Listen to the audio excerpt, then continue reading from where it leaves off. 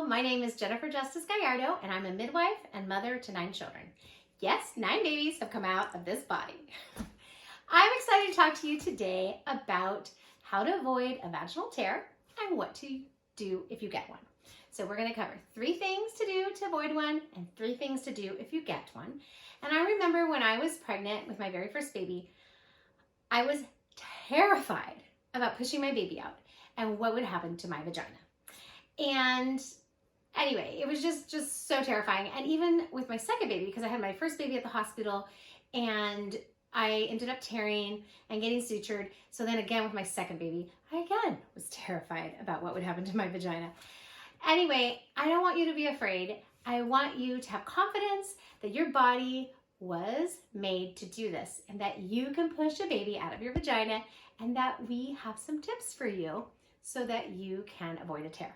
So let's start with tip number 1.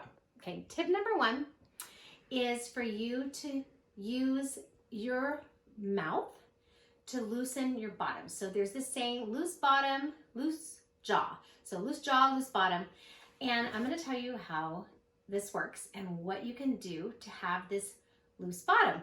So you want your bottom to be relaxed and loose when you're having your baby, not all tight, because if you squeeze it up all tight, I'm going to show you what's going to happen. Okay, you have to do this with me. All right, here we go. I want you to be aware of what your vagina and your pelvic floor feel like right now. And I want you to go screechy high. Ah! Ah! Okay, do you feel it tighten? I don't think you did it. Go again. Here we go. Ah! Ah! Okay, I hope you did it this time. Did you feel that Kegel muscle just like tighten? Okay, now I want you to try this, okay?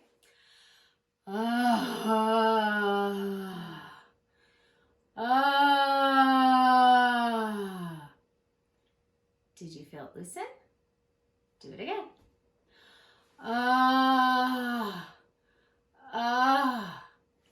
Feel how your Kegel muscle, your vaginal muscles just loosen, your pelvic floor loosens.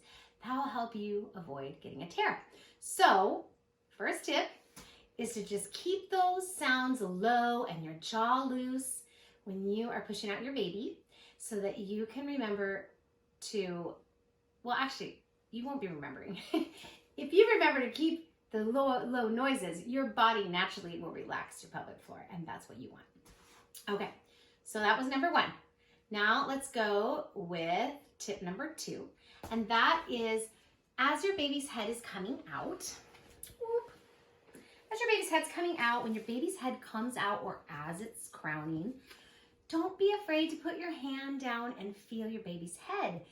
It's like really one of the most awesome memories I have of my second birth is when I touched my baby's head, and it was so wonderful. I made sure I did it with all the other babies. So, you put your hand down and feel your baby's head, and it will just allow you to connect with your baby. I see it happen over and over again, where a mom is kind of doing like this little, like more screechy and tight, and then I remind her to touch her baby's head, and I encourage her to touch her baby's head. And when she does, her bottom relaxes, her whole body changes, and she just kind of melts into that baby coming out, and just like, oh, my baby. And just her whole body just melts down into the what's happening and into the baby coming out. So I encourage you to touch your baby's head. And there is some research that was done that showed that when moms did this, it lowered their tear rate. Okay, so we have number 1, loose jaw, loose bottom. And number 2, touch your baby's head. And so we're gonna go on to number 3. Number 3 is about positioning and keeping your legs together. And for this, I want to do a visual. So let's say you have a hammock and 2 trees. And you can have your hammock like that, or if you bring the trees closer together, your hammock is like that, right? Spread them out, and here it goes. Put them back together, and there, it loosens it and gives it slack. So now, instead of a hammock, let's pretend this is your perineum, which is, the perineum is right in between it's like all of the skin and muscles in between your vagina, the introitus of your vagina, and your rectum, okay? So you have this perineum, and you have the option of keeping your legs closer together during the birth and giving it more slack, or pulling your legs tighter apart and having less slack. And we want to have more slack. So I'm going to show you an example with this little baby in the pelvis. And here we go. So here we have our perineum and our legs. And when I put our legs farther apart, oh, this baby, come on, baby. There we go. Anterior. No coming out posterior today. And then when you put, can you notice this, your perineum up against the baby's head? If you put your legs apart, it tightens your perineum. And if you put your legs together, it loosens it and you have more room, okay? So this gives you more stretch, and you want that, and that'll lower your chance of tearing. So let me show you, for example, if you're in that lithotomy position at the hospital and you are like this, you got stretched out. We've got the trees too far apart. So we got to bring it together. Preferably, you would keep your legs closer together. But what I see happen sometimes is all of a sudden mama's on her side, which is actually a great position for not tearing, but instead of being like nice and relaxed on her side, all of a sudden everyone's like pulling up on her leg, and now you again have everything really stretched out. Okay, so keep it closer together. And let's go to some positions in the tub, because this actually is one of our birth center suites. And we do a lot of births in the tub, more than on the bed. So let's go show you some positions in the tub that would work. We'll bring our baby. And meanwhile, while we go over to the tub, I want you to comment below on what positions you've had your baby in, if you've had one already, and what has worked. So let's go on over.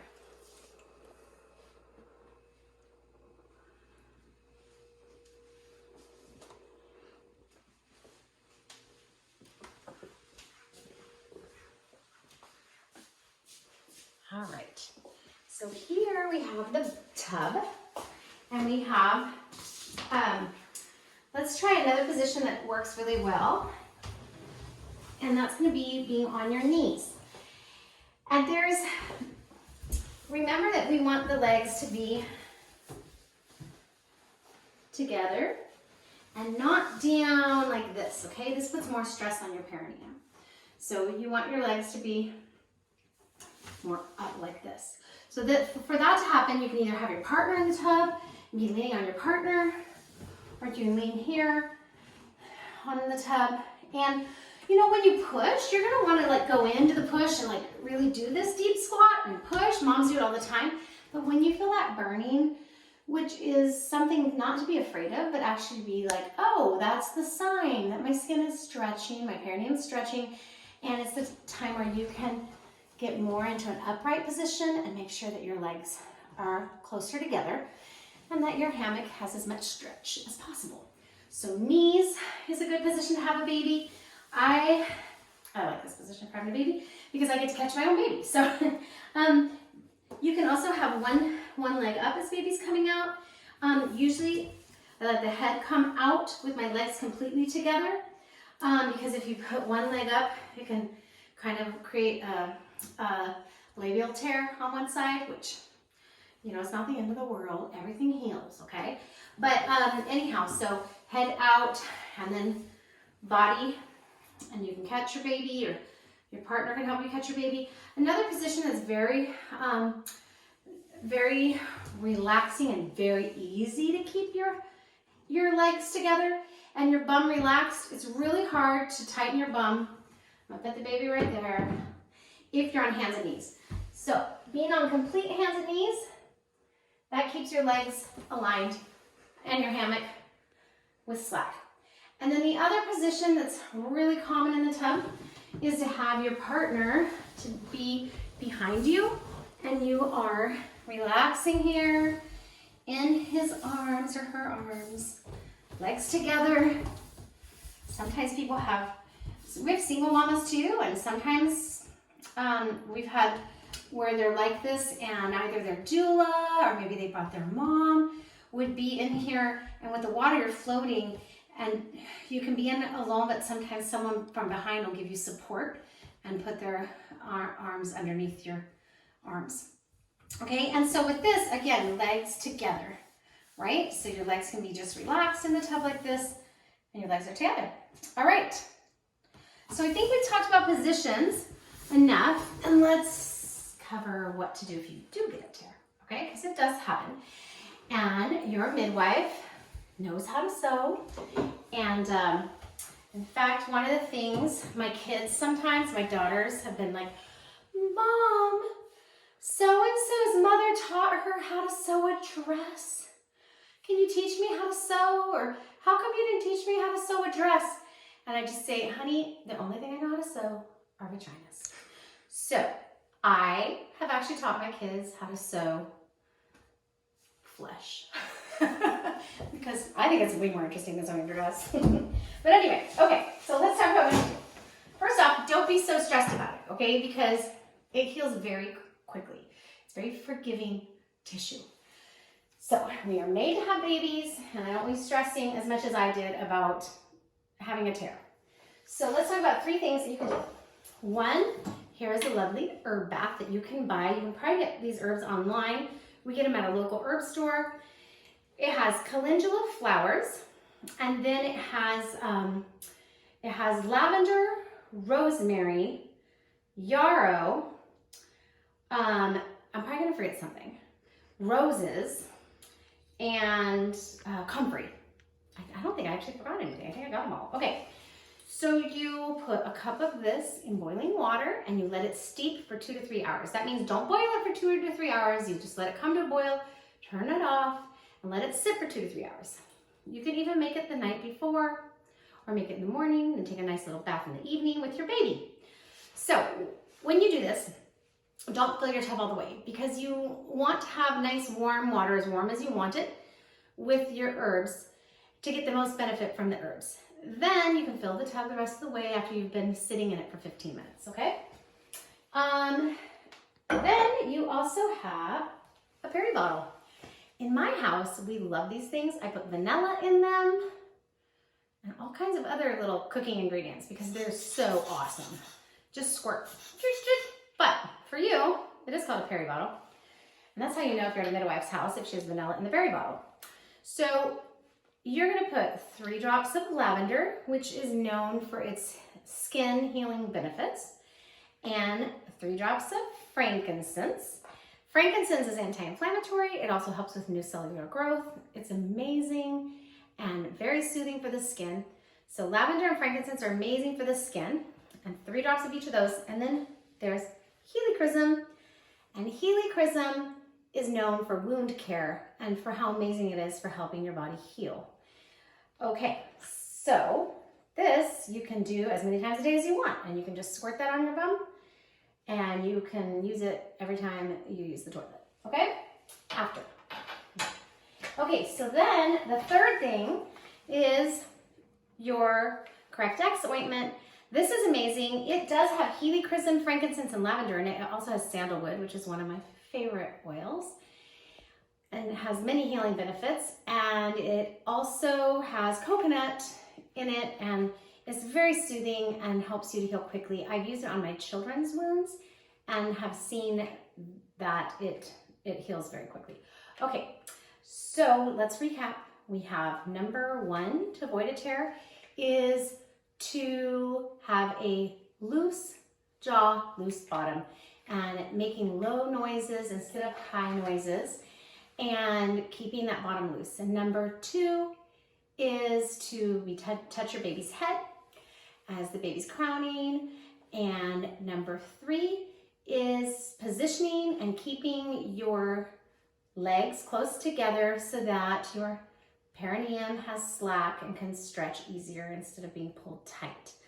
And then if you do get a tear, we have your lovely herbal bath that you can take.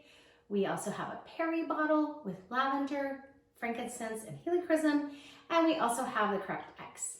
So you have all these tools available to you, and I know that you have the body to birth and that you can do this. So no fear and trust in your body. And please comment below. I'd love to see your comments and like this video. Also, go to my website, healthymidwife.com, and message me. I would love to connect with you, and have a lovely birth.